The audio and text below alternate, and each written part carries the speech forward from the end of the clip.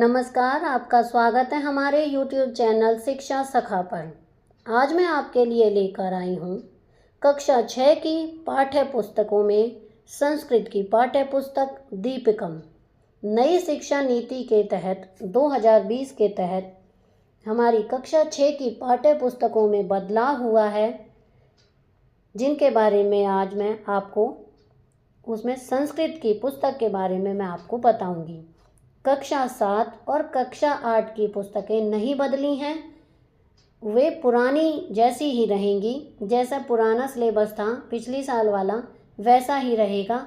अगली साल में कक्षा 7 की किताबें बदलेंगी। इसी तरह से कक्षा 1, 2 और 3 की किताबें बदली हैं, लेकिन कक्षा 4 और 5 की किताबें नहीं बदली हैं।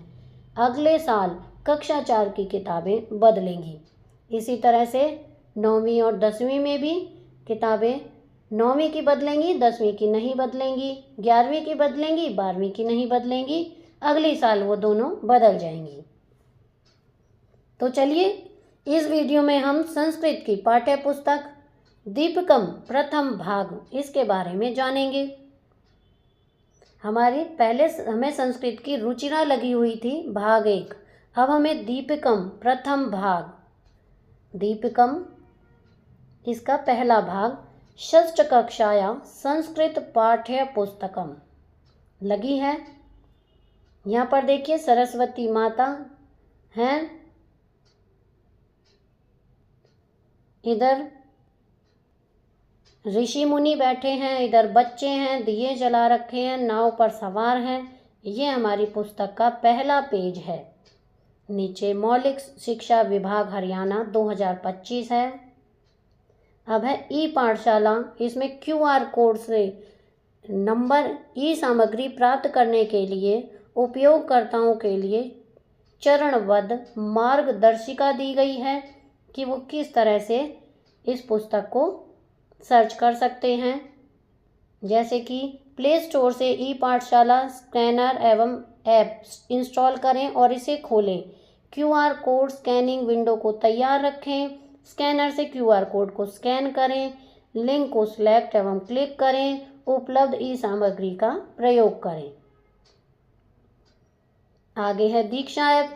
दीक्षा ऐप को गूगल प्ले स्टोर से डाउनलोड करें, फिर नीचे दिए गए चरणों का पालन करें। दीक्षा का उपयोग करते हुए आप अपने स्मार्टफोन या टैबलेट से ई सामग्री प्राप्त कर सकते हैं। तो इस तरह से अगर हमें कोई भी संस्कृत से संबंधित जानकारी चाहिए तो हम इस तरह से प्राप्त कर सकते हैं। ऐप पर जाकर दीक्षा ऐप पर जाकर प्राप्त कर सकते हैं। ये पूर्ववाक है। नई शिक्षा नीति के तहत सिलेबस हमारा चेंज हुआ है, नई पुस्तक लगी है, तो इसमें हमें बच्चों बहुत ध्यान से पढ़ना है, क्योंकि बहुत अच्छी ये पाठ्य पुस्तकें हैं जो हमारे ज्ञान को बढ़ाने वाली हैं। यहाँ पर देखिए राष्ट्रगान है, जनगण मन, इसे हमारे रविंद्रनाथ टैगोर जी जो महाकवि हुए हैं उन्होंने लिखा है। यहाँ पर भूमिका है,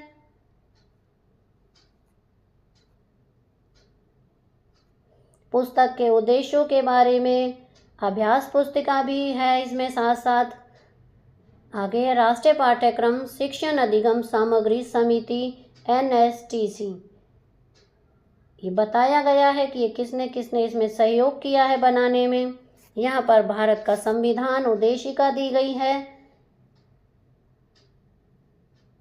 पाठ्य पुस्तक निर्माण समिति जिन्होंने इस पाठ्य पुस्तक को बनाया है उनके यहाँ पर नाम लिखे हुए हैं।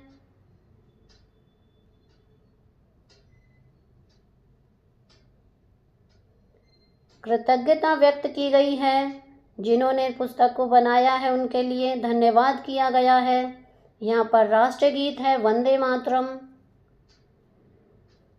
इस गीत को बंकिम चंद्र चटर्जी जी ने लिखा है। अब यहाँ पर पाठ अनुक्रमणिका है कि यहाँ पर कितने पाठ हैं इसमें। तो देखिए यहाँ पर पहला पाठ यानी प्रथमः पाठ है, जिसका नाम है वयम वर्णमालाम पठामें, हम वर्णमाला को पढ़ें। तो यहाँ पर देखिए वर्णमाला जैसे कि ए अनार आ आम से लेकर गे ज्ञानी तक वर्णमाला के बारे में पहले पाठ में जानकारी दी गई है। तो जब हम पाठ को पढ़ेंगे तो इसके बारे में जानेंगे। द्वितीय पाठ है एषा कह एषा का एतत् किम। तो यहाँ पर है यह क्या है। तो इसमें पुल्लिंग, स्त्रीलिंग और नपुंसकलिंग तीनों लिंगों के बारे में जानेंगे। तीसरा पाठ है, यहाँ पर देखिए ये है हमारा तीसरा पाठ। तृतीय पाठ है अहम च त्वम च, यानी मैं और तुम। पाठ की हिंदी। तो तीसरे पाठ में मैं और तुम पढ़ेंगे। आगे है नंबर 4 चतुर्थः पाठ अहम प्रातः उत्तिष्ठामि, मैं प्रातः उठता हूँ। ये हमारा चौथा पाठ है। पंचमः पाठ है शूरा वयम धीरा वयम, पराक्रमी हम धैर्यवान हम। ये पांचवा पाठ है हमारा। छठा पाठ षष्ठः पाठः स एव महान चित्रकारः, वह ही महान चित्रकार। तो इस पाठ को पढ़ेंगे हम। सातवां पाठ है सप्तमः पाठः अतिथि देवो भव, अतिथि देवता के समान है। तो सातवें पाठ में हम जानेंगे।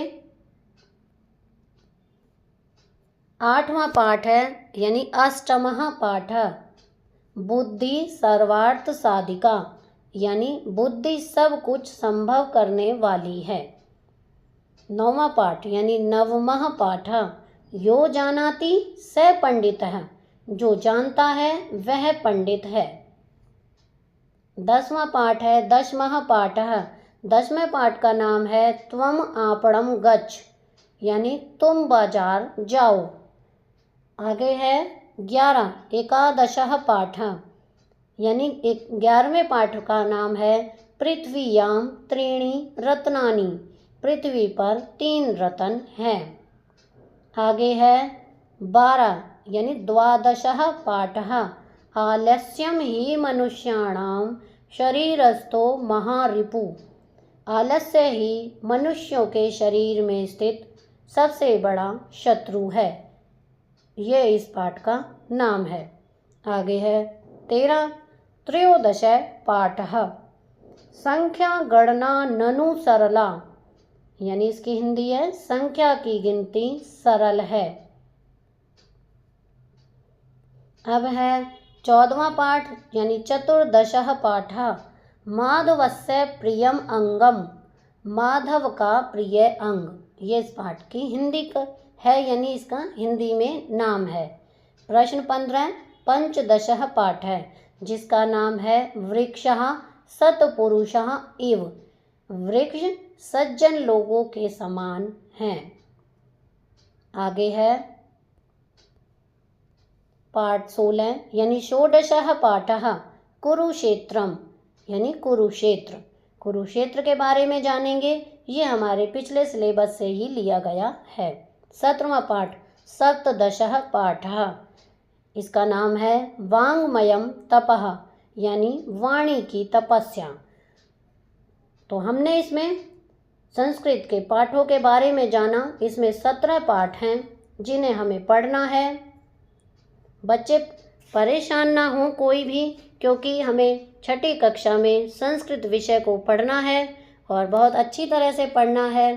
तो इसलिए हम धीरे धीरे सभी समस्याओं को एक साइड करते हुए संस्कृत को पढ़ते जाएंगे और समझते जाएंगे। तो यहाँ पर देखिए जैसे ये वर्णमाला दी गई है। सबसे पहले स्वर, तो स्वर है ए से लेकर लृ तक, और संध्यक्षराणी है ए ऐ ओ औ। इसी तरह से देखिए व्यंजनानी है यानी व्यंजन है। तो व्यंजन स्पर्श क ख ग घ च छ ज झ ट ठ ड ढ त थ द ध न प फ ब भ म, ये हमारे स्पर्श व्यंजन हैं। आगे है अंतस्थ प, फ, ब, भ, म, ये तो हमारे पहले वाले हो गए। जो अंतस्थ हैं वो हैं य, र, ल, व। ऊष्म वाले हैं श, श, स, है। अनुस्वार हुए अंग और विसर्ग हुए अह। तो इस तरह से ये हमारे संस्कृत में स्वर और व्यंजन है। तो मैंने इस वीडियो में आपको पुस्तक के बारे में जानकारी दी, इसमें कितने पाठ हैं और हम उन्हें किस तरह से पढ़ेंगे। पाठों के नाम मैंने आपको हिंदी में भी बताए। तो अगली वीडियो में मैं आपके लिए इसका पहला पाठ लेकर आऊँगी। तो आप मेरी चैनल को सब्सक्राइब कर लें, वीडियो को लाइक करें, शेयर करें। आपको मेरी ये वीडियो कैसी लगी मुझे कमेंट करके ज़रूर बताएं। Thank you.